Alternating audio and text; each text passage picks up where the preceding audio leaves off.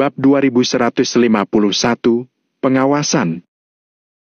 Sesampai di depan pintu, wanita itu tersenyum pelan sambil mengatakan kalimat ini. Baru kemudian, dia meninggalkan kamar Valentino. Valentino memegang erat pistol di tangannya. Setelah mendengar suara sepatu hak tinggi di koridor makin jauh, dia pun perlahan menghela napas. Semua yang terjadi barusan seperti sedang bermimpi. Sementara Valentino juga hampir membunuh orang lagi. Bau parfum wanita itu masih tertinggal di dalam kamar. Ini pun membuat Valentino menyadari bahwa dirinya tidak sedang bermimpi. Valentino tidak punya waktu untuk berpikir terlalu banyak. Dia segera mendatangi meja resepsionis hotel dan menghabiskan sejumlah besar uang untuk mengganti kamar. Halo, gadis cantik. 2 hari ini, aku bersembunyi di luar untuk menghindari penagih utang, tapi banyak orang yang datang mencariku. Jadi, bisakah kamu menggunakan KTP lain untuk membantuku membuka kamar sebelah? Ketika melihat bahwa hanya ada seorang kasir wanita di meja resepsionis, sebuah ide pun tiba-tiba muncul di benak Valentino. Beberapa menit kemudian, Valentino sekali lagi membayar tip, lalu mengambil kartu kamar baru dan masuk ke kamar. Kamar ini berada di sebelah kamar awal Valentino. Dengan begitu, kalau ada orang yang datang, Valentino bisa mendengar pergerakan di sebelah. Apakah wanita dengan tato mawar itu akan mencelakai Valentino atau tidak, juga akan terungkap. Itu bukan hal yang buruk bagi Valentino untuk mengambil tindakan pencegahan saat ini. Setelah memasuki kamar baru, Valentino memeriksa seluruh kamar seperti biasa. Sesudah mengkonfirmasi bahwa tidak ada yang aneh, Valentino baru merasa lega. Sebenarnya siapa orang-orang ini? Apakah tato mawar itu adalah simbol mereka? Valentino bergumam, pikiran pertama yang muncul di benaknya adalah bertanya pada Richard tentang hal ini. Namun setelah ragu beberapa detik, Valentino pun menyerah. Valentino yang sekarang harus berusaha tidak berhubungan dengan Richard. Karena begitu identitas Valentino terungkap, Richard pasti akan ikut terlibat. Sementara kalau Richard memasuki pandangan pasukan berdarah dingin, Valentino pun akan terkena imbas. Sekarang, mereka telah terikat satu sama lain. Begitu pasukan berdarah dingin menemukan sedikit petunjuk, Valentino dan Richard pasti akan terbeberkan. Oleh karena itu, jika memang tidak diperlukan, Valentino pun tidak berencana untuk mencari Richard. Valentino merenung sejenak, kemudian mengirim beberapa pesan. Setelah pesan terkirim, Valentino segera menghapusnya. 5 menit kemudian, Valentino menerima sebuah pesan teks. Di atasnya hanya ada emotikon tangan bentuk oke. Setelah melihat gerakan isyarat ini, Valentino pun merasa tenang. Keberhasilan atau kegagalan tergantung pada rencana besok. Keesokan harinya, Valentino bangun lebih awal. Semalam, Valentino tidur sangat larut, juga tidak tidur dengan nyenyak. Valentino sedang menunggu. Jika wanita dengan tato mawar itu ingin berurusan dengan Valentino, dia pasti akan mengekspos identitas Valentino. Namun tadi malam, hotel ini tenang sekali. Kamar sebelah yang awalnya ditinggal Valentino juga tidak terdengar pergerakan apapun. Hal ini membuat Valentino menghela napas lega. Tampaknya, wanita itu tidak menipunya. Sekarang, Valentino tidak punya waktu untuk memikirkan tujuan mereka. Selama mereka tidak ikut campur dalam urusannya, Valentino sudah sangat bersyukur. Setelah bangun, Valentino tetap di hotel dan tidak keluar. Valentino menghabiskan sepanjang harinya di dalam kamar. Malam ini, Valentino akan menjalankan rencana selanjutnya. Pada saat kritis ini, Valentino tidak akan keluar untuk berkeliaran agar tidak menimbulkan masalah. Jam 3 sore, seseorang mengetuk pintu kamar Valentino lagi. Valentino tiba-tiba menoleh dan menatap pintu dengan mata terbelalak. Valentino harus mengakui satu hal. Dalam 2 hari terakhir, Valentino sudah hampir menggila karena suara ketukan pintu ini.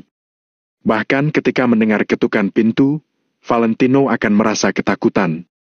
Di tempat yang asing ini, Valentino yang kuat pun menjadi tidak bersemangat. Valentino mengernyit pelan dan mendengar dengan saksama. Dia yakin seseorang telah mengetuk pintu kamarnya.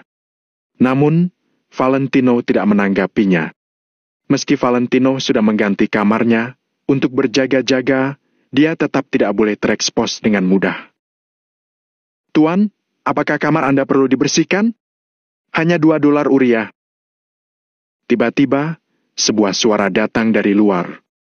Valentino menghela napas dan menjawab, "Tidak perlu, terima kasih." Setelah mengatakan ini, tidak terdengar suara di luar pintu lagi. Valentino sedikit mengernyit, lalu perlahan berjalan ke pintu dan melihat keluar melalui pengintai pintu. Tidak ada satu orang pun di koridor. Jantung Valentino kembali berdetak kencang. Valentino selalu merasa ada sepasang mata yang sedang memantau setiap gerak-geriknya di belakang. Termasuk hal Valentino pindah kamar, apakah sudah diketahui orang? Bahkan jika orang itu tidak tahu sebelumnya, sekarang Valentino sudah berbicara, orang itu pasti akan mengetahuinya, kan? "Sial!" Valentino menggertakkan giginya sambil mengutuk dengan marah. Kemudian, dia langsung melayangkan tinjunya ke pintu kamar. Sejak Valentino tiba di wilayah barat, dia sudah menyadari bahwa banyak hal berada di luar kendalinya. Geografi manusia di sini berbeda dengan negara Nagon. Semua hal di sini juga jauh lebih rumit daripada negara Nagon. Valentino merasa dirinya tidak boleh menggunakan pemikiran yang dulu untuk menjalankan rencananya di sini, karena mungkin akan terjadi kesalahan. Valentino perlahan menarik tinjunya, lalu menghela napas dan hendak berbalik. Akan tetapi, di saat Valentino menunduk, dia tiba-tiba melihat sebuah catatan di lantai. Valentino tertegun sejenak, lalu perlahan mengambil catatan itu. Setelah membuka catatan itu, beberapa kata di atasnya pun langsung terlihat. Pasukan berdarah dingin ada di timur. Jelas dan tanpa basa-basi. Kalimat ini ditulis dalam aksara negara Nagon. Kata terakhirnya bahkan tertulis dalam aksara tradisional. Bagi orang yang tidak tahu banyak tentang negara Nagon, mungkin tidak akan bisa mengenali kata ini. Pasukan berdarah dingin ada di timur. Gumam Valentino dengan pelan. Kemudian, Valentino merobek catatan itu, lalu masuk ke kamar mandi dan mencuci tangannya. Apakah itu berarti kubu lain pasukan berdarah dingin berada di bagian timur? Timur mana? Bagian timur dari tanah kekacauan wilayah barat? Mata Valentino menyipit, dia merenung sambil mencuci tangannya. Tapi kenapa aku harus percaya padamu? Sial! Siapa sih yang melakukan ini? Seusai mencuci tangan, Valentino menggaruk rambutnya dengan kesal. Valentino yang dulu memegang kendali atas segalanya. Namun sejak tiba di kota Meruan, Valentino merasa dirinya malah dikendalikan oleh orang lain. Perasaan kesal ini membuat Valentino sangat tidak senang.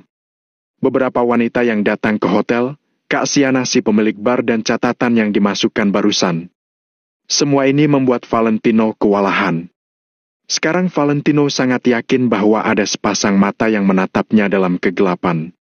Valentino sama sekali tidak tahu dari mana mata ini berasal, apakah itu lawan atau kawan. Termasuk catatan ini, mungkinkah ini juga dari wanita itu?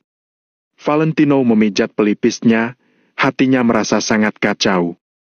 Valentino tidak tahu apakah dirinya harus mempercayai catatan ini. Dilihat dari situasi saat ini, pasti akan sangat membantu jika Valentino mengetahui lokasi kubu pasukan berdarah dingin. Karena dengan begini, Valentino bisa membuat rencana yang lebih sempurna sesuai dengan keunggulan bentuk tempat. Pertempuran bisa dimenangkan saat kita mengenal diri sendiri dan juga memahami musuh. Namun, bagaimana jika kabar ini palsu? Bukankah itu berarti Valentino telah mendorong orang-orangnya sendiri ke dalam jurang? Jika hanya dirinya sendiri, Valentino bersedia untuk bertaruh. Namun hal ini melibatkan begitu banyak saudara, Valentino tidak berani sembarangan bertindak. Hidup atau mati adalah takdir, kayak tidaknya seseorang ditentukan langit, bertaruh saja. Valentino masuk ke kamar dan mengeluarkan liontin gioknya lagi. Bab 2152, Mawar Beracun. Kalau menghadap ke atas, artinya percaya. Kalau menghadap ke bawah, artinya tidak percaya. Valentino bergumam singkat, lalu melemparkan liontin giok itu ke udara dengan mata tertutup. Setelah beberapa detik, Valentino perlahan membuka matanya dan menatap liontin giok yang tergeletak di tempat tidur. Menghadap ke atas. Kalung itu menghadap ke atas. Aku seharusnya percaya bahwa pasukan berdarah dingin ada di timur. Kalau begitu, aku harus mengatur rencanaku di barat untuk menjauhkan diri dari pasukan berdarah dingin. Valentino menyipitkan mata sedikit, lalu mencibir sambil mengambil liontin giok itu dan berkata, "Tapi kali ini, aku tidak ingin percaya padamu. Aku mau mengatur rencanaku di timur. Atur di timur, atur di timur." Sambil berbicara sendiri, Valentino segera mengangkat telepon untuk menelpon seseorang. "Halo, Kak Valentino, bagaimana?" Di seberang telepon, suara seorang pemuda terdengar. "Kita atur rencana di..." Valentino memikirkan banyak hal di benaknya, lalu berkata, "Barat? Kak Valentino, apakah kamu yakin mau mengaturnya di sisi barat?" Pemuda di seberang telepon mengonfirmasikan hal itu kepada Valentino. Valentino menggertakkan giginya sedikit dan berkata, "Ya, di barat, tapi kalian harus lebih memperhatikan pergerakan kalian. Sekarang kalian bisa membiasakan diri dulu dengan medan di sisi barat dan mencoba yang terbaik untuk menempati lokasi. Nanti aku akan mengirimkan rencana detailnya ke ponselmu. Perhatikan saja pesan teks dariku." Mendengar pengaturan Valentino, pemuda itu mengangguk sebagai jawaban dan kemudian menutup sambungan. "Kali ini aku percaya padamu. Kalau kamu menjebakku, aku akan menghancurkanmu hingga berkeping-keping." Valentino memarahi liontin giok itu, kemudian menggantungnya kembali di lehernya. Valentino sudah mengatur rencana berikutnya. Malam ini, Valentino akan mulai melaksanakan rencananya. Gedung pasukan berdarah dingin. Di dalam sebuah ruang tamu VIP yang megah. Hari ini, Kyle mengenakan pakaian formal dan juga sudah menata gaya rambutnya. Dia tampak seperti orang yang sukses. Di belakang Kyle, berdiri deretan pria kekar, semuanya mengenakan jas hitam dan kacamata hitam. 10 pengawal berbaju hitam itu membuat Kyle tampak makin berkarisma. Aroma teh samar-samar mengelilingi ruangan, membuat orang di dalamnya merasa seperti berada di kebun teh. Di seberang Kyle, ada seorang wanita berbaju hitam. Sedangkan di belakang wanita itu, berdiri seorang gadis muda. Hanya ada mereka berdua di seberang orang-orang Kyle. Wanita berbaju hitam itu mengenakan pakaian bertarung hitam, menunjukkan lekuk tubuhnya yang sempurna. Di wajah wanita itu yang cantik dan lembut, sepasang mata besarnya terlihat begitu dingin dan tak tertandingi. Dia tampak bebas seperti orang barat dan pemalu seperti orang timur. Kalau dilihat dari wajahnya, dia lebih mirip dengan blasteran. Wanita berbaju hitam ini, baik dari sosok atau penampilannya, benar-benar yang terbaik di antara yang lain. Kecantikannya itu seperti membuat orang lain sulit untuk mengalihkan tatapan mereka darinya begitu melihatnya. Sekujur tubuhnya memancarkan pesona yang mendebarkan, membuat orang lain tidak akan bisa menahan diri. Kyle menyunggingkan senyum di wajahnya, tetapi keserakahan yang kuat melintas di kedalaman matanya. Namun, Kyle mencoba yang terbaik untuk menekannya dan tidak menunjukkannya. Karena dia sangat memahami bahwa wanita di depannya adalah mawar berduri. Jangan berpikir terlalu banyak atau bahkan mengambil tindakan hanya karena wanita ini cantik. Karena ada ribuan orang yang memiliki pemikiran lebih untuk wanita ini. Namun, mereka yang menyombongkan diri dan benar-benar mengambil tindakan, pada akhirnya tidak memiliki akhir yang baik. Wanita itu cantik. Namun, dia seperti bunga yang indah dan menggairahkan, juga mirip seperti ular berbisa yang cantik. Bahkan jenis ular berbisa yang mengandung racun besar. Jika kamu tidak berwaspada, kamu mungkin akan mati di tangannya. Tidak ada yang tahu siapa nama aslinya, hanya saja orang lain memanggilnya Night Rose. Namun, Kyle merasa seharusnya lebih tepat memanggilnya Poison Rose, mawar beracun. Nona Rose, minumlah teh. Kyle tersenyum kecil, lalu mengambil secangkir teh dan menaruhnya di depan wanita berbaju hitam itu. Rose mengangguk ringan, hanya saja ekspresi wajahnya tidak berubah sama sekali. Dia menggerakkan kakinya sedikit, secara terbuka mengungkapkan gagang belati yang terikat oleh tali di betisnya. Di penjuru kota Meruan, mungkin hanya ada segelintir orang yang bisa mendekati Kyle dengan senjata. Bahkan Tuan Tinou, dewa kekayaan yang datang dengan identitas palsu, harus diperiksa selama beberapa kali baru bisa mendekati Kyle. Namun, aturan ini tampaknya tidak berpengaruh pada Rose. Nona Rose, aku tidak menyangka kamu akan datang ke kota Meruan secara langsung. Awalnya aku berpikir ketika Nona Rose punya waktu, aku sendiri yang akan pergi ke tempatmu untuk mencarimu. Kyle tersenyum dan berkata dengan nada baik sambil menatap Rose. Rose melirik Kyle, lalu berkata dengan ringan, "Walaupun kamu pergi ke sana, kamu juga tidak akan bisa memasuki kamp." Saat mendengar itu, Kyle tertegun sejenak, lalu tertawa untuk menyembunyikan rasa malunya dan berkata, "Nona Rose, ayo minum teh. Kalau kamu tidak takut aku akan memasukkan sesuatu ke dalamnya, kamu tidak akan berani." Rose mengambil cangkir teh, lalu menyesapnya. Dia berkata dengan sangat percaya diri, "Aku tidak berani." Kyle tercengang dan mendongak untuk menatap Rose. "Benar, kamu tidak akan berani." Rose perlahan bersandar pada sandaran kursi dengan ekspresi yang masih belum berubah. Namun, nadanya terdengar makin percaya diri. Kyle berpandangan dengan Rose selama kurang dari 10 detik sebelum langsung dikalahkan. Kemudian, dia tersenyum kecut dan berkata, "Ya, ya." Mengenai pasukan Rose, tidak ada yang tahu berapa banyak anggota yang mereka miliki. Beberapa orang mengatakan bahwa mereka memiliki ribuan anggota, sementara yang lain mengatakan bahwa mereka hanya memiliki puluhan anggota dan semuanya adalah perempuan. Tidak ada yang tahu situasi sebenarnya. Namun, yang Kyle ketahui adalah dengan pesona pasukan Rose, jika pasukan Rose menyebarkan kabar bahwa mereka membutuhkan bantuan. Mungkin dalam waktu kurang dari setengah jam, puluhan atau ratusan kelompok tentara bayaran akan datang untuk membantu. Sejak zaman kuno, para pahlawan sulit bertahan dari wanita cantik. Kemampuan terbesar pasukan Rose terletak pada anggotanya, yang semuanya cantik dan memesona. Para bajingan kelompok tentara bayaran yang menganggur itu mungkin sangat bersedia untuk melayani pasukan Rose. Oleh karena itu, jika masalah menjadi serius, Kyle benar-benar tidak berani melawan Rose. "Pak Kyle, kalau ada urusan, katakan saja. Di masyarakat sekarang ini, semua orang juga sibuk." Rose perlahan meletakkan cangkir teh, lalu melihat waktu dan berkata seperti itu. "Baik." Kyle mengangguk, lalu berkata, "Nona Rose, aku tahu kalau informasi kalian sangat cepat. Jadi, aku ingin meminta kalian untuk membantuku mencari seseorang."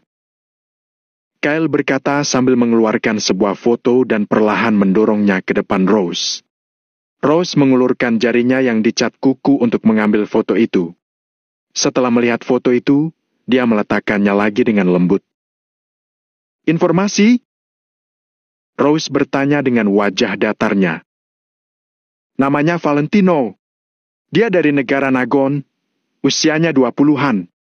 Seharusnya dia sampai di wilayah barat dalam beberapa hari ini. Kami sudah membuat janji dengannya.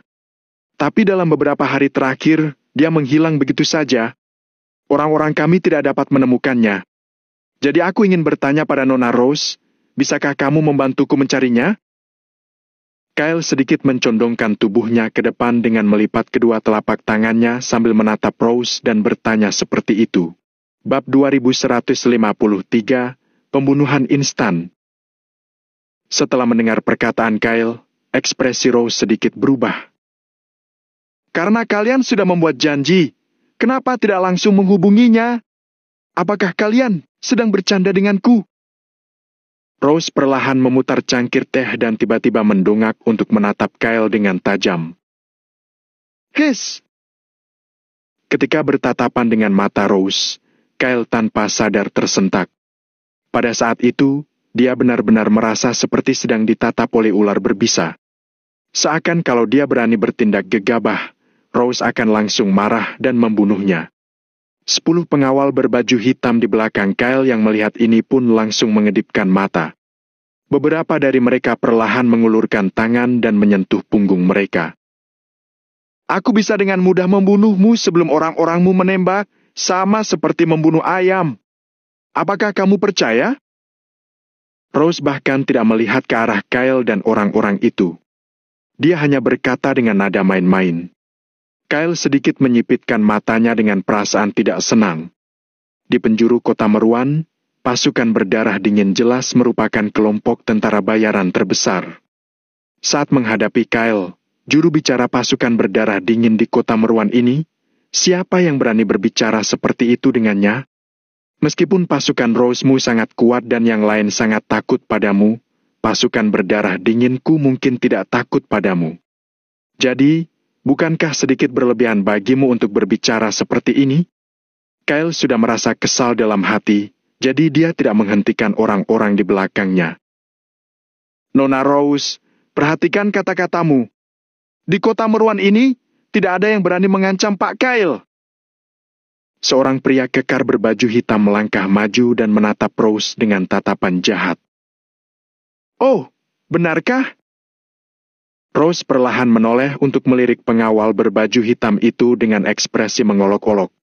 Pada saat ini, gadis muda di belakang Rose tiba-tiba melangkah maju dan menginjak meja. Bang! Tiba-tiba terdengar sebuah suara yang keras. Sebelum Kyle dan yang lainnya tersadar akan apa yang terjadi, mereka melihat sebuah bayangan gelap tiba-tiba melesat dari bagian bawah sepatu gadis itu. PVFT! Hampir dalam sekejap, suara pisau yang memotong daging datang dari belakang Kyle. Pria kekar yang sebelumnya berbicara kasar pada Rose itu tengah memegang lehernya dengan mata melebar. Darah terus mengalir keluar dari telapak tangannya dan tubuhnya perlahan jatuh. Akhirnya, dia jatuh ke lantai dengan suara teredam yang keras. Dalam waktu kurang dari 10 detik, pria kekar itu sudah berhenti bernapas. Pembunuhan instan, pria itu mati dalam satu gerakan. Metode itu sangat kejam. Shos! Setelah gadis itu selesai melakukan ini, dia perlahan menarik cakarnya dan mundur 3 langkah untuk berdiri di belakang Rose. Selama seluruh proses, gadis itu tidak mengubah ekspresinya. Dia benar-benar hanya seperti membunuh seekor ayam. Kyle tercengang. 9 pengawal berbaju hitam yang tersisa juga tanpa sadar menatap adegan itu dengan mata terbelalak dan jantung mereka berdebar kencang. Apa ini adalah kekuatan dari pasukan Rose? Ternyata benar, mereka memang sangat kuat. Wajah Kyle memerah. Bisa-bisanya anak buahnya terbunuh di depannya. Dengan kepribadiannya, Kyle pasti akan membuat pihak lawan membayar harga. Setidaknya, pihak lawan harus membayar kompensasi kepada mereka. Namun saat ini, menghadapi Night Rose yang seperti ular berbisa itu, Kyle hanya bisa menatapnya dengan mata terbelalak dan jakun yang naik turun beberapa kali. Dia tidak bisa mengucapkan sepatah kata pun. Pak Kyle, kamu ingin menjadi teman atau musuh pasukan Rose? Pikirkanlah baik-baik. Rose perlahan melipat tangan di depan dadanya dan bersandar di sandaran kursi dengan malas. Bahkan jika hanya ada mereka berdua, dalam gedung pasukan berdarah dingin ini, mereka tidak takut sama sekali. Dalam sekejap, mereka malah seperti tuan rumah di tempat itu. Kyle merenung dengan pucat pasi selama hampir 1 menit sebelum dia perlahan tertawa. Bahkan jika kedua belah pihak benar-benar bertarung, pasukan berdarah dingin pasti tidak akan takut dengan pasukan Rose. Namun, tentu saja, Mereka tidak akan melakukan hal-hal seperti itu dengan santai jika mereka tidak bisa mendapatkan keuntungan apapun. Lebih penting lagi, mereka benar-benar tidak tahu seberapa besar kekuatan yang ada di belakang pasukan Rose. Nona Rose bercanda, ya? Bagaimana mungkin pasukan berdarah dingin bermusuhan dengan Nona Rose? Saat kita berbicara, dia yang asal ikut campur. Dia memang pantas mati. Cepat bawa dia pergi! Kyle sedikit melambaikan tangannya, lalu mayat pengawal berbaju hitam itu segera diangkut keluar oleh orang. Ketika aku berbicara dengan Nona Rose, tidak ada yang bisa ikut campur seenaknya. Kalau tidak, mati pun ringan baginya. Kyle berbalik untuk melihat orang-orang lainnya dan berkata dengan nada serius. Baik, Pak Kyle. Semua orang buru-buru menjawab tanpa ragu. Bercanda saja. Bahkan jika Kyle meminta mereka untuk campur tangan, mereka juga tidak berani. Kecuali mereka sudah bosan hidup. Setelah melakukan semua ini, Kyle kembali menoleh dan menatap Rose sambil tersenyum. Nona Rose, jangan sampai hal kecil ini merusak hubungan pasukan kita. Ayo, kita lanjutkan pembicaraan kita. Kyle berkata dengan hormat sambil tersenyum. Serangan Rose tadi benar-benar membuat Kyle merasa sangat terkejut. Bagaimanapun, gadis di belakang Rose bisa meluncurkan pisau tak terlihat dalam sekejap dan langsung mengenai leher anak buah Kyle. Gadis itu bisa membunuh orang lain dan tentu saja bisa membunuh Kyle. Bagi Kyle, yang mencintai uang dan menghargai hidupnya, dia tidak akan pernah mengambil risiko ini. Kalau begitu kita lanjutkan. Rose mengangguk ringan sambil menatap Kyle dengan tatapan main-main. Jadi begini, Nona Rose. Kami memang sudah sepakat untuk bertemu dengan Valentino ini. Tapi, pemimpin kami tidak ingin merendahkan diri di depannya, jadi kami tidak akan berinisiatif untuk menghubunginya. Kyle menjadi jujur kali ini dan memberitahu Rose tentang situasi mereka. Setelah mendengar ini, Rose masih menunjukkan ekspresi datar dan perlahan mengulurkan tangan untuk mengetuk bagian atas meja. Aku mengerti maksudmu. Valentino ini yang memerlukan kalian, jadi dia datang menemui kalian. Tapi sekarang, dia menghilang, sedangkan kalian ingin menjaga harga diri kalian, sehingga tidak ingin mengambil inisiatif untuk menghubunginya. Tapi kalian ingin dia cepat datang, jadi kalian ingin kami membantu. Benar, kan? Terus terang saja, kalian ini sudah melakukan hal jahat, tapi ingin mempertahankan reputasi yang baik.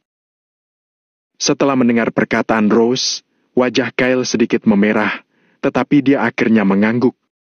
Karena apa yang dikatakan Rose memang adalah kebenaran. Sekarang mereka benar-benar ingin Valentino segera datang. Karena selama Valentino datang, mereka bisa memaksa pria itu untuk menyerahkan semua asetnya kepada mereka. Pada saat itu, pasukan berdarah dingin pasti akan menghasilkan banyak uang. Namun, pasukan berdarah dingin ingin mempertahankan harga diri mereka, jadi mereka tidak akan mengambil inisiatif untuk menghubungi Valentino kecuali itu benar-benar diperlukan. Jika mereka tampak sangat menantikan kedatangan Valentino, itu hanya akan menurunkan harga diri mereka. Kami hanya perlu mencari tahu keberadaannya dan memberitahu kalian. Rose menganggukkan kepalanya dan bertanya dengan lembut. Benar. Selama kami mengetahui keberadaannya, kami menangani sisanya sendiri. Kyle langsung mengangguk. Harga? Rose pun langsung mengajukan permintaan.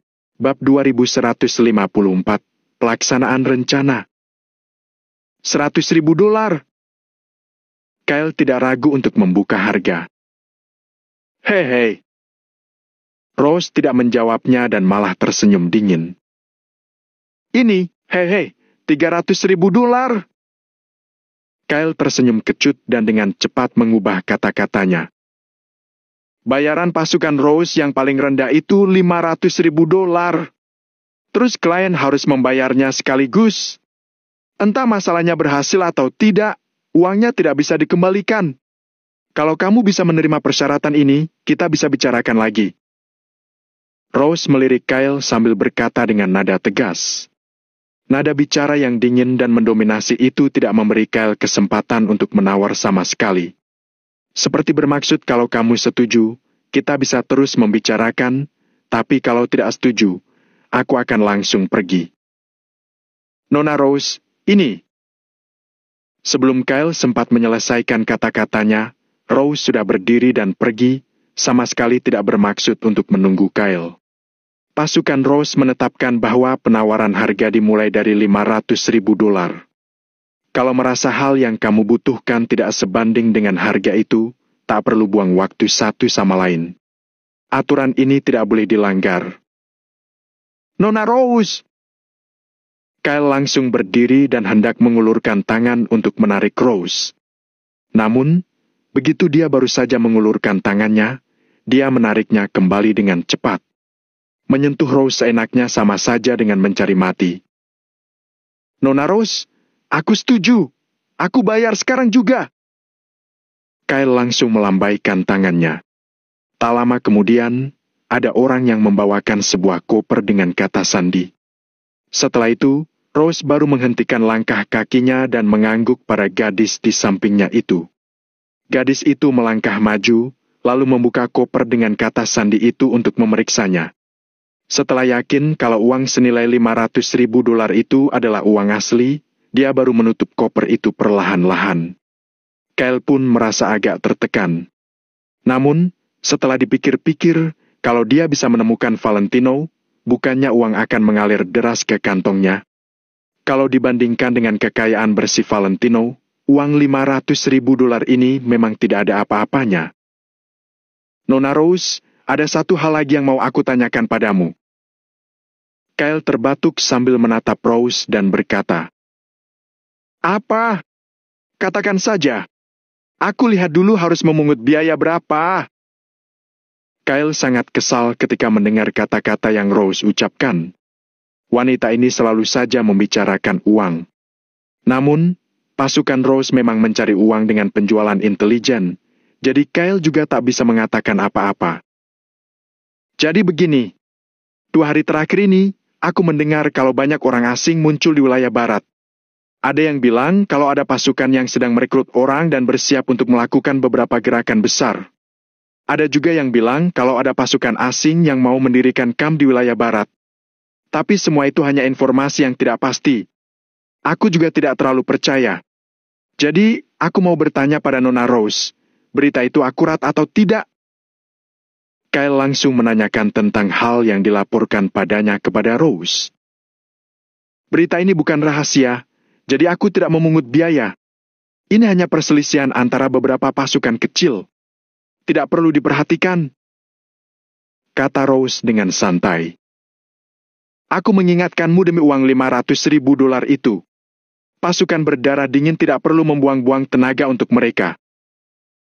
Rose mengatakan ini dengan santai, tapi mengandung keyakinan yang sangat jelas. Setelah mendengar apa yang Rose katakan, Kyle pun langsung tenang. Aku lega mendengar Nona Rose berkata begitu. Kalau begitu, pasukan berdarah dingin tidak akan memperhatikan orang-orang ini. Terima kasih atas informasinya, Nona Rose. Kyle menyatukan kedua tangannya sambil berkata dengan sopan. Rose sedikit mengangguk, lalu berbalik dan berjalan ke arah pintu. Gadis di belakang Rose ikut melangkah maju dan mengambil koper dengan kata sandi yang berisi uang $500.000 itu, kemudian mengikuti Rose. Nona Rose, biar aku mengantarmu. Kyle merapikan pakaiannya, lalu mengikuti Rose. Aku akan memberitahu kalian kalau sudah ada kabar. Rose mengatakan ini tanpa menoleh ke belakang, kemudian langsung masuk ke dalam lift. Kyle, yang awalnya ingin bersikap ramah itu pun ditolak. Kyle melihat lift yang perlahan turun, senyum di wajahnya pun mulai menghilang sampai ekspresinya menjadi sangat dingin. Hei, bukannya kamu suka uang? Nanti, tunggu sampai aku berhasil mengambil asetnya Valentino, aku akan memberimu uang $2 juta dan memintamu berlutut serta menjilatku. Sialan! Kyle mengutuk Rose dengan kesal dan menunjukkan keserakahan di matanya dengan lebih jelas. Makin tak bisa mendapatkannya, Kyle makin tidak sabar. Namun, bos pasukan Rose ini seperti Rose duri beracun. wanita itu hanya bisa dilihat dari jauh dan tak bisa dimainkan dari jarak dekat. Hal ini membuat Kyle merasa makin tertekan. Sial! Iblis kecil! Kyle mengulurkan tangan dan menggosok selangkangannya. Kemudian, dia berbalik dan masuk ke kantor. Pak Kyle, kenapa kita tidak berinisiatif menghubungi Valentino saja? Bukannya agak buang-buang uang kalau harus mengeluarkan uang sebanyak $500.000? Seorang pria kekar datang ke samping Kyle dan bertanya dengan hati-hati. Ketua kan sudah bilang, situasi saat ini adalah kita berada di atas, sedangkan Valentino berada di bawah kaki kita. Dalam hal ini, tentu kita harus menunggu Valentino yang berinisiatif menghubungi kita. Tapi Valentino akhir-akhir ini tidak ada pergerakan apapun, jadi ketua cemas. Mengenai kenapa aku mau menghabiskan uang sebanyak $500.000 itu. Hehehe, cepat atau lambat aku akan meniduri Rose, si iblis kecil itu. Jadi, keluarkan uang dulu untuk melihat sikapnya. Kyle tersenyum dingin. Dia tak tahan untuk tidak menjilat bibirnya begitu membicarakan Rose. Pria kekar di samping Kyle pun sedikit mengangguk dan tak banyak bicara lagi. Sekarang tinggal tunggu Valentino, si pecundang itu, datang sendiri. Lalu, kita ambil uangnya, ambil semua miliknya dan meniduri wanitanya. Hahaha! Kyle menyalakan sebatang cerutu dan berfantasi tentang kehidupan masa depan yang enak itu. Namun, tak lama kemudian, fantasinya terganggu oleh dering ponselnya. Halo? Kyle langsung mengangkat telepon itu dengan sedikit mengernyit. Pak Kyle, ini aku. Valentino mengendalikan suaranya dan berkata dengan tenang. Oh, temanku, ini Tuan Tino, ya? Kyle buru-buru duduk tegak dan bertanya dengan gembira. Betul, ini aku, Pak Kyle. Rencana kita bisa kita laksanakan. Valentino tersenyum ringan, lalu berkata dengan santai. Tidak masalah. Pihak kami sudah bersiap sejak lama, tinggal menunggu perintah dari Tuan Tino saja. Haha. Kyle tertawa dan segera mengisap cerutunya. Sebelum Kyle mendapatkan aset milik Valentino, uang Tuan Tino yang senilai $8 juta itu bukanlah jumlah yang kecil. Nanti malam jam 8, kami juga akan mengatur beberapa orang untuk bekerja sama dengan pasukan berdarah dingin. Setelah itu, kita habiskan Camp Tenger. Valentino sedikit menyipitkan matanya dan langsung mengatakan perintahnya. Camp Tenger, kan? Kyle mengangguk sambil mengedipkan mata pada orang di sebelahnya. Pria kekar itu pun langsung mengeluarkan ponselnya dan berbalik keluar dari kantor. Betul, Camp Tenger. Katanya di sana orangnya cukup banyak. Jadi, sebaiknya pasukan berdarah dingin mengutus sekitar 3.000 orang.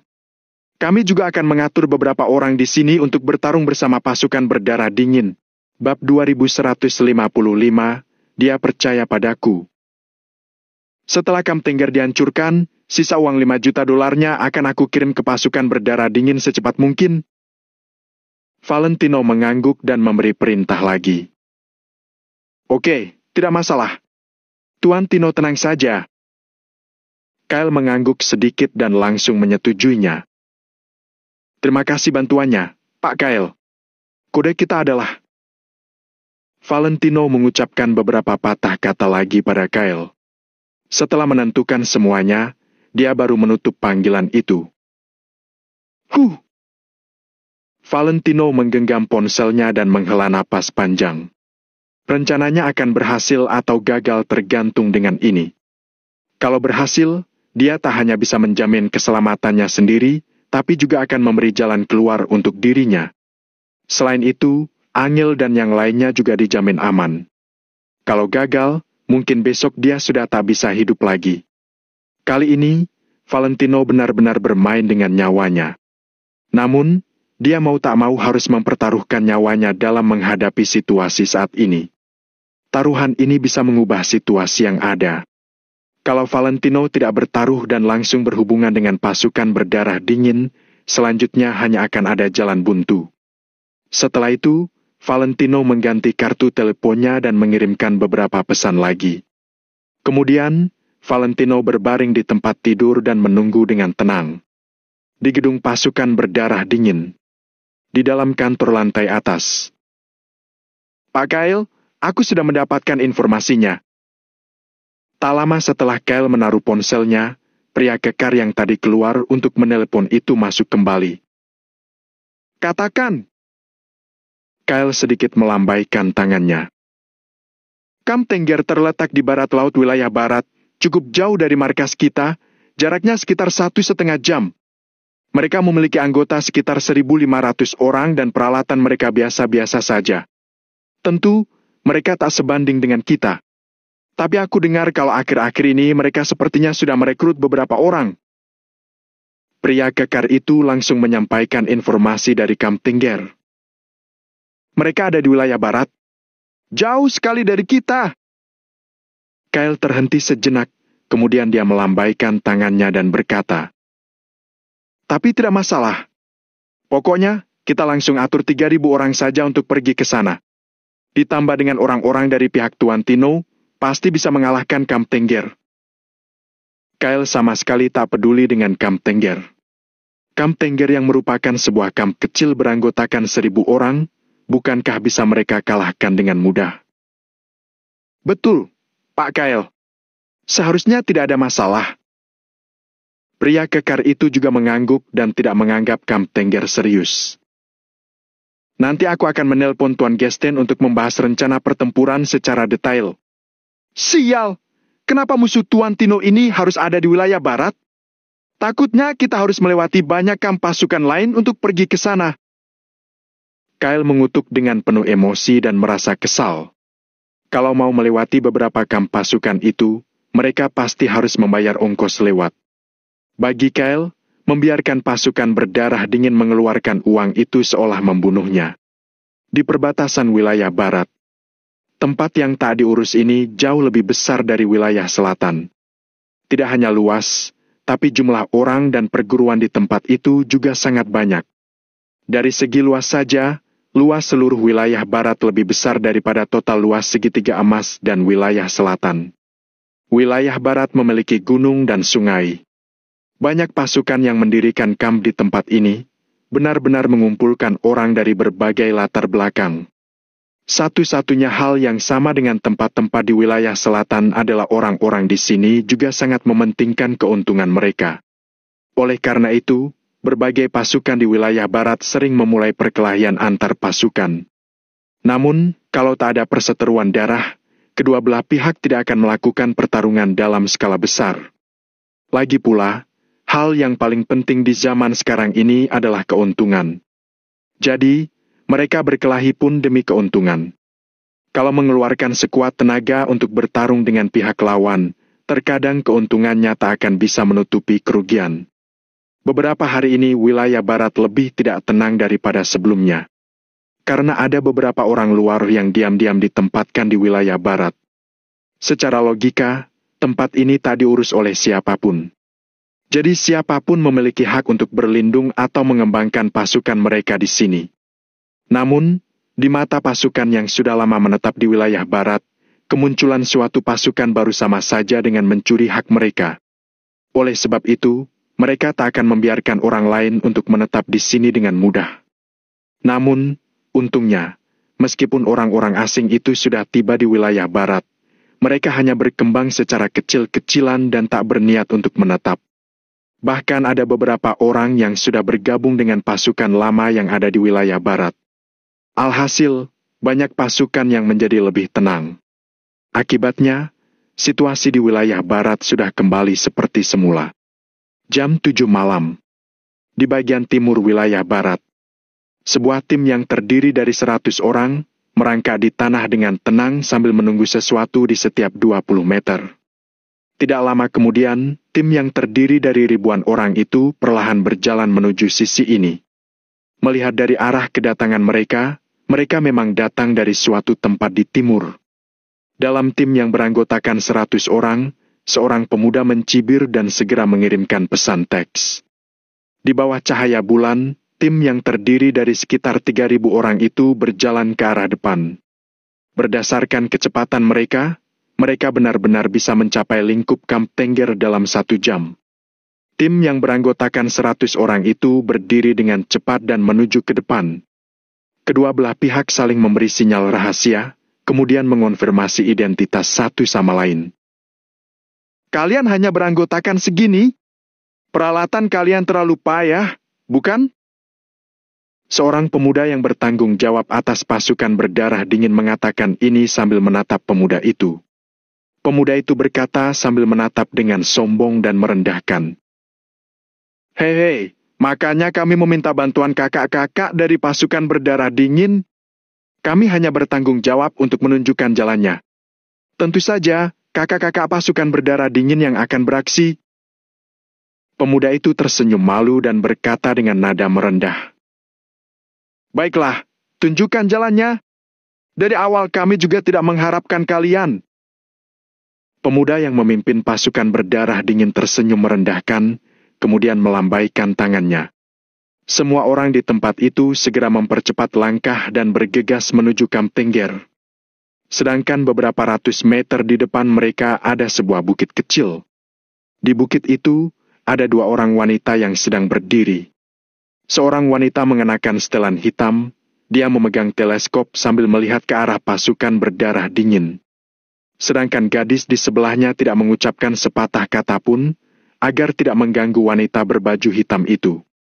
Mereka adalah Rose dan gadis yang tadi bertemu dengan Kyle. Hei. Rose terkekeh, lalu perlahan menurunkan teleskop di tangannya. Cahaya bulan yang terang di langit menyinari wajah Rose, membuat kulitnya terlihat lebih cerah dan lembut. Sepertinya dia tetap percaya padaku, sehingga dia baru memindahkan posisinya ke wilayah barat. Menarik. Orang yang begitu percaya diri dan berkuasa itu bisa-bisanya mempercayai pasukan yang bersembunyi dalam gelap. Sepertinya dia benar-benar terpojok. Rose tersenyum sambil menatap kejauhan dengan penuh arti. Bab 2156, saling membunuh. Gadis yang berada di samping Rose itu sedikit mengernyit, lalu bertanya dengan suara pelan. Kak Rose, apa menurutmu dia bisa menebak sesuatu? Menurut informasi dari Kak Jasmine dan Kak Siana, dia memang bukan orang sembarangan. Tentu saja dia bukan orang sembarangan. Kamu tidak akan bisa membayangkan seberapa kuatnya dia. Tapi, aku suka melihat orang lain mengambil pilihan. Itu membuatku merasakan sifat manusia yang sebenarnya. Poin terpentingnya, aku ingin tahu dia itu orang yang seperti apa. Kata Rose sambil tertawa lagi. Sorot matanya terlihat sangat tertarik. Begitu mendengar jawaban Rose, gadis di sebelah itu sontak tertegun. Dia berdeham pelan, lalu bertanya. Kak Rose, semua orang bilang bahwa merasa tertarik dengan seorang pria adalah awal dari kejatuhan. Kamu tidak mungkin. Hahaha, dasar gadis konyol. Semua pria di dunia ini hanya bisa berpikir dengan bagian bawah mereka. Bagiku, kaum pria dan binatang itu tidak ada bedanya. Pasukan Rose tidak membutuhkan laki-laki. Pria itu hanyalah alat. Aku juga merasa tertarik dengannya karena satu masalah itu. Terkait kenapa aku menolongnya, itu hanya untuk balas budi. Jawab Rose dengan panjang lebar.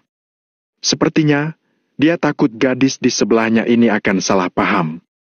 Gadis itu mengangguk singkat, lalu berkata, tapi, dia memang berbeda dari pria lainnya. Banyak sekali kakak-kakak kita yang kembali dengan kegagalan. Aku jadi penasaran, apa jangan-jangan dia punya suatu penyakit atau semacamnya? Rose balas mengangguk singkat. Dia memang sangat terkejut dengan perihal ini. Justru karena inilah dia menjadi sangat tertarik dengan Valentino. Jika tidak, Rose juga tidak akan sudi membantu Valentino berulang kali. Itu sebabnya aku suka melihat orang lain memilih. Kalau dia ternyata selemah lembut itu, aku juga tidak sudi membantunya. Aku bahkan akan langsung melaporkan keberadaannya kepada pasukan berdarah dingin. Bagaimanapun juga, lebih baik seorang pria pecundang langsung dihukum. Tapi, karena dia tidak melakukannya, jadi aku juga tidak gegabah menjualnya ke pasukan berdarah dingin. Sahut Rose sambil tersenyum kecil. Gadis itu mengangguk singkat, lalu bertanya, Kalau begitu, Kak Rose, kita harus apa? Beritahu semua orang untuk tetap bersembunyi selama kurun waktu ini. Usahakan tidak membuat masalah apapun supaya tidak ketahuan. Situasi di wilayah barat mulai bergejolak. Rose mendongakkan kepalanya perlahan, lalu menatap bulan, sorot matanya terlihat percaya diri. Jadi, kita hanya perlu mengandalkan dia? Tanya gadis itu dengan tidak percaya. Ya, kita cukup mengandalkan pria itu. Gumam Rose sambil menatap sinar rembulan. Gadis itu tidak mengatakan apa-apa, tetapi sorot matanya tetap terlihat menghina. Pria itu memang berbeda sekali dari pria kebanyakan lainnya, tetapi mengandalkannya seorang untuk menyebabkan keributan di wilayah barat itu sama saja dengan mimpi di tengah siang bolong. Rose melirik gadis itu, tetapi dia tidak mengatakan apa-apa lagi. Tiba-tiba, dia teringat akan sesuatu. Rose pun mengernyit, lalu bertanya, "Oh ya, apa kamu sudah mencari tahu kenapa dia bisa memiliki keterlibatan dengan pasukan berdarah dingin? Aku tidak mendapatkan informasi apapun. Situasi pasukan berdarah dingin kali ini sangat rahasia. Selain itu, firasatku mengatakan perseteruan mereka tidak bermula dari sini. Karena kalau memang benar dimulai di sini, kita tidak mungkin tidak menyadarinya. Jadi, menurutku awal perseteruan mereka terjadi di tempat lain. Selain itu, kali ini pasukan berdarah dingin menyimpan rahasia ini dengan sangat rapat. Mungkin mereka juga tidak ingin kita sampai tahu. Bagaimanapun juga, sudah menjadi rahasia umum bahwa pasukan Rose mendapatkan keuntungan dari penjualan informasi." Jelas gadis itu kepada Rose sambil menggelengkan kepalanya. Rose pun meletakkan teropongnya dengan perlahan. Dia menyalakan sebatang rokok, lalu mengisapnya dan bergumam. "Aneh sekali. Memangnya kehebatan macam apa yang dia miliki sampai-sampai pasukan berdarah dingin ingin menangkapnya? Jangan-jangan dia meninggalkan jabatannya sebagai seorang ketua, lalu datang ke wilayah barat sendirian untuk menanggung risikonya? Aku belum tahu untuk saat ini. Tapi, yang pasti demi uang dan kekuasaan. Aku yakin bukan demi wanita." Jawab gadis itu sambil menggeleng tidak peduli. "Hahaha, lucu sekali. Demi seorang wanita? Mana ada pria seperti itu di dunia ini? Dia melepaskan jabatannya yang tinggi, masuk ke sarang musuh sendirian dan bahkan mempertaruhkan nyawanya. Tentu saja bukan demi seorang wanita. Sepertinya, jaringan informasi kita masih belum cukup kuat. Kita harus terus memperluasnya." Sahut Rose menyetujui ucapan gadis itu. Rose juga tidak percaya di dunia ini ada pria yang rela mengorbankan segala hal baik yang dimiliki, lalu masuk ke markas musuh sendirian, hanya demi seorang wanita. Jika ada orang yang sebegitunya menghargai perasaan cinta dan kejujuran, mana mungkin ada pasukan Rose di wilayah barat. Tidak ada satupun anggota pasukan Rose yang belum pernah dilukai oleh kaum pria. Mereka semua sudah mengalami patah hati sehingga tidak lagi berharap kepada kaum pria. Apa yang Rose lakukan kali ini sudah bertentangan dengan tujuan awal organisasinya terbentuk. Yang penting adalah kamu harus ingat bahwa aku tidak melakukan ini demi membantunya, tapi demi kita sendiri. Supaya kelak ada pendukung yang lebih kuat untuk kita. Dia akan mengubah masa depan wilayah barat. Kalau kita ingin terus bertahan, kita harus menjalin koneksi baik dengannya. Jadi, bisa dibilang yang kulakukan saat ini adalah membayar uang muka investasi. Kata Rose kembali menjelaskan kepada gadis itu dengan sangat mendetail. "Kak Rose, kamu tidak perlu menjelaskan sedetail itu kepadaku. Pokoknya, kami akan mematuhi perintahmu." Kata gadis itu sambil tersenyum dan mengibaskan tangannya. "Bagus." Rose mengangguk, lalu berkata, "Sekarang ayo kembali dulu. Kita tunggu hasilnya. 3.000 orang, ya. Kali ini, riwayat pasukan berdarah dingin pasti akan tamat." Rose menyunggingkan seolah senyuman yang tampak percaya diri, seolah-olah dia yakin semuanya berada di bawah kendalinya. Waktu pun berlalu. 1 jam kemudian, 3.000 anggota pasukan berdarah dingin yang bergegas maju sudah tiba di area barat laut dari wilayah barat. Mereka hanya perlu menempuh perjalanan sejauh 1 kilometer lagi sebelum mencapai tujuan mereka, Camp Tengger. Camp Tengger berada di lokasi yang cukup terpencil. Suasana dalam radius belasan kilometer terlihat sangat sepi. Benar-benar tidak ada pasukan lain di sini. Saking sepinya, bisa dibilang burung saja tidak membuang kotorannya di sini. Di sini, Kak. Habis ini, terserah kamu saja, kata seorang pemuda kepada pemimpin pasukan berdarah dingin. Aku tahu, dasar pecundang. Dari awal aku juga tidak bermaksud mengandalkan kalian. Kalian hanya segelintir orang, bahkan hanya punya 2 buah senjata yang sudah rusak.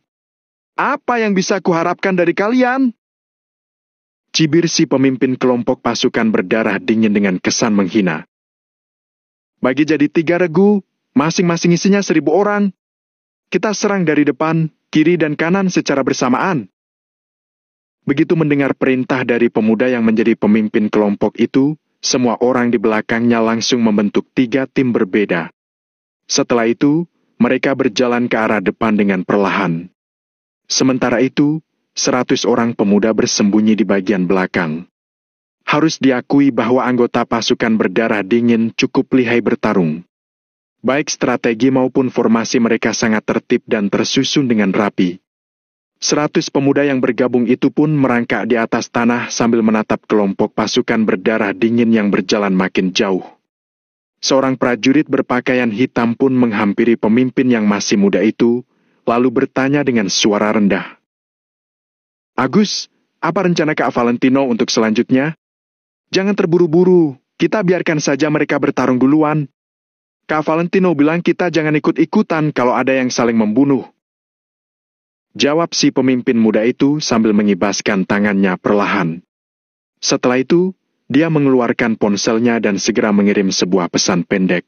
Bab 2157, akan kubunuh kalian. Ayo. Semua tentara lainnya mengiyakan dengan singkat, lalu tidak mengatakan apa-apa lagi. Saat ini, di Kamp Tengger, ketua kamp mereka sedang menikmati anggur sambil memeluk seorang wanita cantik yang berpakaian seksi.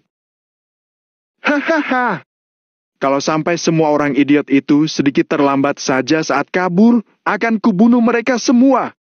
Siapa lagi yang mungkin menyergap kita? Siapa yang berani-beraninya menyerangku secara diam-diam? Tengger pun tertawa dengan terbahak-bahak. Dia baru saja menghancurkan 2 kamp kecil baru-baru ini. Jadi sekarang dia berada di puncak kejayaannya. Hahaha. Semua bawahannya juga ikut tertawa dengan ekspresi menghina. Beritahu kepada semua saudara kita bahwa setelah 2 hari istirahat, kita akan pergi menjarah kota Willa. Katanya ada banyak orang negara Nagon di situ. Hei, kan tidak ilegal juga membunuh mereka di sini. Kata Tengger sambil tertawa lagi. Ekspresinya terlihat sangat bengis. Para bawahannya kembali mengangguk dengan bersemangat. Sekalipun mereka hanya menjarah kota kecil, setidaknya mereka bisa meraup banyak uang dan wanita cantik. Harta dan wanita adalah motivasi mereka. Brak! Tengger yang baru saja mengangkat gelasnya dan menyesapnya tiba-tiba mendengar bunyi yang kencang dari arah luar. PVFT! Apa-apaan ini? Seru Tengger dengan mata yang terbelalak lebar sambil bangkit berdiri. Para bawahannya juga bangkit berdiri dengan kaget. Gawat, Tuan Tengger! Musuh menyerang! Ada yang menyerang dari depan. Cukup banyak orang juga datang dari kiri dan kanan. Begitu mendengar semua laporan itu, Tengger dan yang lainnya sontak memaki. Sialan! Ternyata benar-benar ada yang menyergap kita. Cepat panggil semua saudara kita dan balik melawan. Sahut Tengger sambil mendengkus dengan dingin, lalu bergegas keluar bersama semua orang. Semua anggota kamp Tengger pun bergegas keluar sambil membawa senjata. Tata, dor, rata-tata, bunuh. Kedua belah pihak saling menembak. Setelah saling bertatap muka, tidak ada yang mengatakan apa-apa. Kedua belah pihak saling menembak dengan membabi buta. Pertempuran pun langsung dimulai. Kamp Tengger segera berbalik melawan, menyebabkan adu tembakan itu menjadi tiada habisnya. Tuan Tengger, Jumlah mereka terlalu banyak. Pasukan mereka 2 kali lipat lebih banyak daripada kita. Sisi kiri tidak bisa bertahan lagi. Tolong berikan bala bantuan. Sisi kanan tidak bisa bertahan lagi. Tolong berikan bala bantuan. Tidak sampai 10 menit setelah pertempuran dimulai, pihak Tengger sudah mengalami kerugian besar. Satu persatu pasukannya dipukul mundur. Selain jumlah tentara yang banyak, pasukan berdarah dingin juga menyerang dengan menyergap. Hal ini benar-benar sebuah malapetaka bagi Kamp Tengger. Tengger dan yang lainnya sudah tersadar kembali, mereka mulai menyusun strategi pertempuran. Namun, mengeluarkan 2 buah rencana tidak mungkin bisa mengatasi perbedaan jumlah tentara yang begitu besar ini. Dalam situasi seperti ini, semua anggota Kamp Tengger habis dibantai. Banyak korban jiwa yang berjatuhan. Pasukan berdarah dingin memang lihai sekali dalam bertempur. Tentu saja mereka harus memiliki kemampuan yang memadai agar bisa mengungguli ratusan pasukan tentara bayaran di kota Meruan. Tata-tata! Dor! Dor! Dor! Jumlah tentara Tengger terus berkurang. 10 menit kemudian, dia sudah kehilangan 2/3 pasukannya. Saat ini, jumlah orang yang tersisa hanya sekitar 500 orang. Bisa dibayangkan betapa hebatnya kekuatan tempur pasukan berdarah dingin. Hahaha! Saudara-saudara sekalian, jangan berhenti menembak. Tembakan semua peluru yang kalian punya. Pokoknya, semua peluru kalian hari ini untuk Tengger. Seru si pemimpin pasukan berdarah dingin sambil tertawa. Dia terus menarik pelatuknya. Tengger dan sisa beberapa ratus bawahannya terus terpukul mundur dan akhirnya kembali ke area kamp. Pasukan berdarah dingin bergegas mengepung mereka semua. Kak, kami yang salah. Kami mengaku salah. Kami rela mengalah. Kami akan tunduk. Tengger langsung jatuh berlutut di atas tanah dengan bunyi berdebum, lalu memohon belas kasihan kepada pasukan berdarah dingin. Hehehe, masalahnya ada yang rela membayar mahal demi nyawa kalian. Karena kami sudah menerima uangnya. Jadi menurutmu, kami harusnya membunuh kalian atau tidak? Tanpa menunggu Tengger menjawab, si pemimpin pasukan berdarah dingin langsung memberi perintah. Tembak! Tata-tata! Tata-tata! Rata-tata-tata! Para anggota pasukan berdarah dingin yang mengepung itu menarik pelatuk senapan masing-masing. Hujan peluru itu mengenai para bawahan Tengger. Nyaris tidak ada satu orang lagi yang bisa bangkit berdiri. Para anggota pasukan berdarah dingin sudah terbiasa dengan darah. Mereka mengganti magasin mereka dengan yang baru, lalu melepaskan tembakan secara membabi buta lagi. Setelah semua peluru habis dan semua bawahan Tengger mati tertembak, pasukan berdarah dingin baru berhenti. Tidak ada satu anggota Kamp Tengger pun yang selamat. Mereka semua tewas. Hahaha! Misi ini mudah sekali. Ya! Aku jadi ingat bahwa Tuan Gaston pernah mengatakan betapa bodohnya Tuan Tino yang menghabiskan uang sebanyak ini. Hahaha! Si pemimpin pasukan berdarah dingin pun tertawa dengan menghina, lalu bersiap pergi. Sudah selesai bertempurnya, Kak. Tepat pada saat itu, pemuda yang bergabung dengan pasukan berdarah dingin pun berjalan menghampiri sambil tersenyum. Kalau tidak, meminta bajingan seperti kalian turun tangan?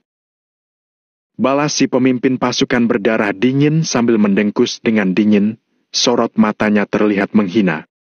Pemuda itu mengangguk sambil tersenyum, lalu bertanya. Tentu. Jadi, berapa banyak anggota kita yang binasa? Kurang dari 500 orang. Ini bukan sesuatu yang tidak dapat kami atasi. Jawab si pemimpin pasukan berdarah dingin dengan santai. 500 orang untuk imbalan sebesar 8 juta dolar Uria itu sangat sepadan. Bagus. Pemuda itu mengangguk sambil tersenyum. Hei, sepertinya jumlah kalian terlalu sedikit. Persenjataan kalian juga sudah rongsokan sekali. Kalian ambil saja semua persenjataan yang ada di Kamp Tengger. kata si pemimpin pasukan berdarah dingin sambil tersenyum dengan bangga. Dia bisa melihat betapa buruknya kualitas barang-barang di Kamp Tengger, jadi dia benar-benar tidak menginginkannya. Baiklah. Pemuda itu mengangguk, lalu tersenyum kecil dan bertanya. Oh ya, Kak, apa kamu tahu kenapa anggota kami hanya sedikit sekali dan persenjataan kami sangat usang? Kenapa? Karena kalian payah? Tanya si pemimpin pasukan berdarah dingin secara refleks. Karena anggota kami yang lainnya beserta dengan persenjataan kami yang lengkap tidak ada di sini. Selain itu, seorang pecundang juga bisa tetap melawan balik. Sahut si pemuda dengan ekspresi mengejek. Pemimpin pasukan berdarah dingin sontak sedikit mengernyit. Dia menatap pemimpin itu, lalu bertanya. Tidak ada di sini? Lalu, di mana? Coba lihat saja ke sekeliling. Kata pemuda berpakaian hitam ini sambil mengulurkan tangannya untuk menunjuk ke sekitar. Saat ini, firasat buruk langsung menjalari 2.000 lebih anggota pasukan berdarah dingin itu. Mau apa kamu? Pemimpin pasukan berdarah dingin itu sontak membelalakan matanya dengan lebar. Aku berniat membunuhmu. Jawab pemuda itu sambil tertawa kecil, ekspresinya terlihat dingin. Dor! Dor! Sesaat setelah itu, terdengar bunyi langkah kaki dan tembakan pistol dari sekitar. Bunyi ini membuat semua anggota pasukan berdarah dingin menjadi ketakutan. Jika kamu pandai matematika, berapa bab yang kamu berutang?